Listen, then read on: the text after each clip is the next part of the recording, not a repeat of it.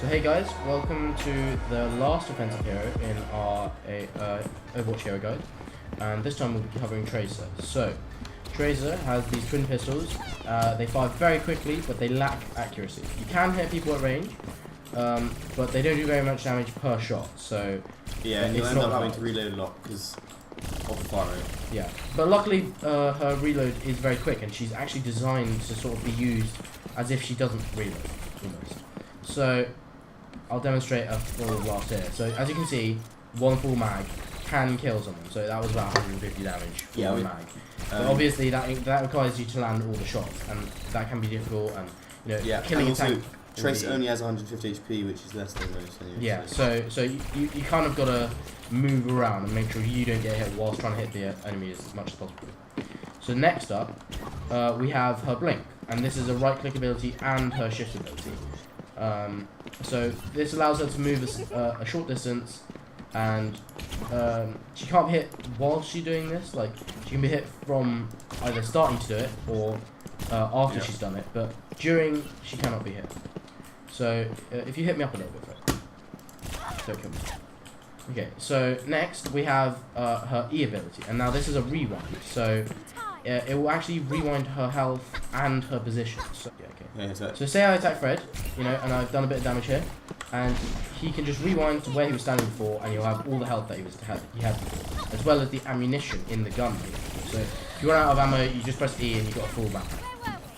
Yeah, so that's really useful, especially when you're getting up and close and personal with the tanks. You just go get straight out. Yeah, and exactly. If you start taking a lot of damage, or you got an empty mag but you need a full one ASAP, or everyone's surrounding you, but you can blink back to a position that you were before.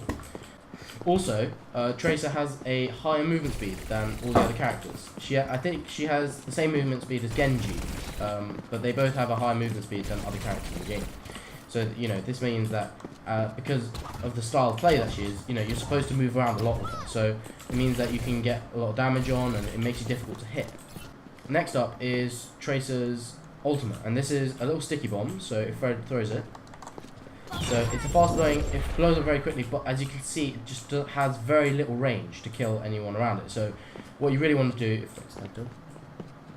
so what you really want to do is, so as you can see, Fred's here, and then so I go up to him, I stick one near him, and it blows up, and he'll die because it's a very short range, and you can actually stick it onto people. So and it will one-shot anyone. So say they got a Reinhardt and he's being a bit of a nuisance, you just blink through his shield, put it on him, and then you blink back, and you're all done. There you go, free kill. Okay, with Tracer, much like Genji, she's there to just create havoc and confuse the enemy. Using her shift, sprint things and E function, she can really just linger around the action and constantly just drain the opposition. And meanwhile, you can have Pharahs, your Reinhardts, they're all pushing up, Bastion, wrecking them, but you're keeping them occupied, and that's a massive thing for someone as small as Tracer to be able to do. Yeah.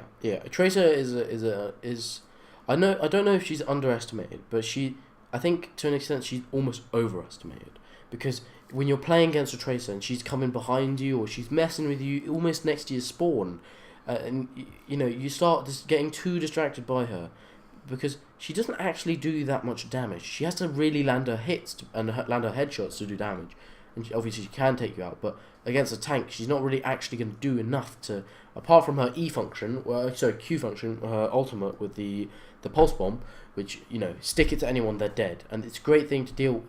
That's a very powerful thing about her when she's dealing with people. But I like to think of Tracer as actually a less powerful version of Genji in a way, because her as much as her ultimate is quick to get and it can be a good one-man clear, it's not a group clear. You can do it, it's possible, but it's not meant to be like that. It's more, you go into there, you might take out a Bastion, you might take out a Reinhardt, and that's a big thing, because they needed that tank, they needed that DPS, they need that position covered, and with Tracer you can really prevent that, but with Genji you can do so much more, I think. But the thing about Genji, as you need aim. You need aim with Genji. You need a very sort of tactical thinking path. You need to be thinking about everything at once. You've got to be thinking about how you're going to double jump, how you're going to get away, how you're going to attack, all possibilities. With Tracer, you've got all the movement that Genji has in your blink, and you even got that rewind. It gives you more it'll reload your ammo. It'll reload your health. It's a great feature because every single hit you're receiving, that's a huge portion of your health. I mean, it's 50 difference. I mean, it doesn't sound that much, but that's a quarter difference for you. That's a quarter of your health difference of a character. It is a big difference, and I think that you underestimate it too much when you're playing as her, because you think, oh, it's only 50 health, but 50 health when that's a quarter of a squishy's health. You also got to consider that your role as a Tracer is very much distracting the tank, very much distracting a Bastion, that kind of thing. You got to be distracting players that are making a big influence. If you're just distracting another Tracer, then you're not actually doing your purpose, because you're effectively allowing both teams to play 5 versus 5. A very good Tracer will get behind the enemy lines. They might kill some of the squishies, but they're really trying to look at those tanks and fiddle around with those, because the tanks, she really can't directly kill a tank without her ultimate.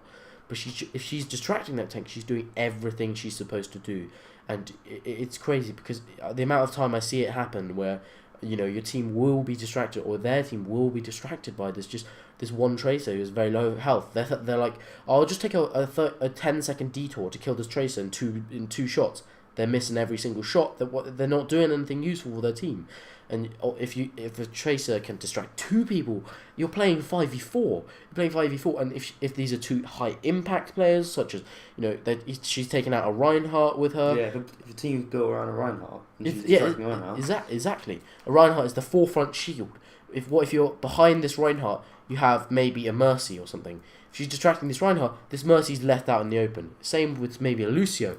Lucio is a very low health character, low damage character, very important healing character, but if he's not got that shield in front of him, he's becoming pointless. And these high impact characters, these very important central characters, if you can distract those, you're doing very well. For instance, you can be distracting a healer, or not distracting, maybe you're going specifically after a healer.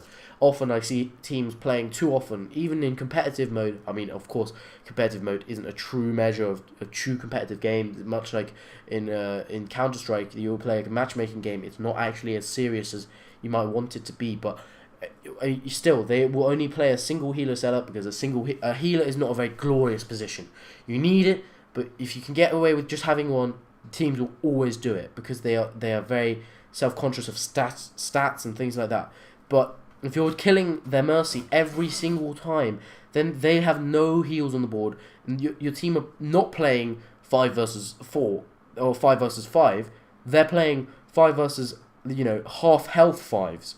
All of them can't heal themselves, because that's the thing. Actually, I'll get into this another time. Be prepared to hear my thoughts on healers in a different video. But just to reiterate, Tracer, distraction hero, not a high damage output hero. Ultimate, very useful for getting rid of high impact heroes.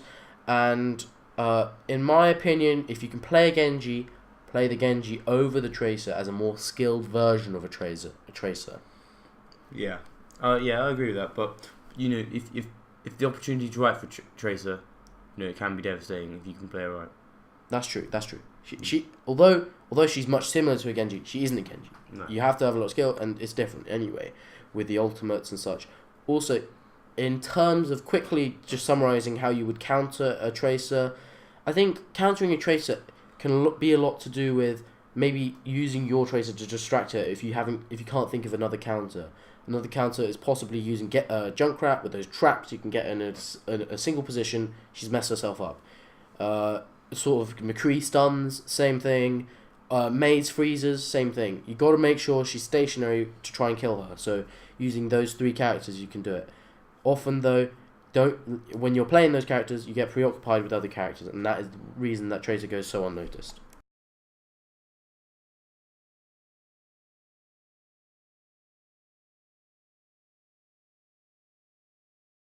Fuck the fans.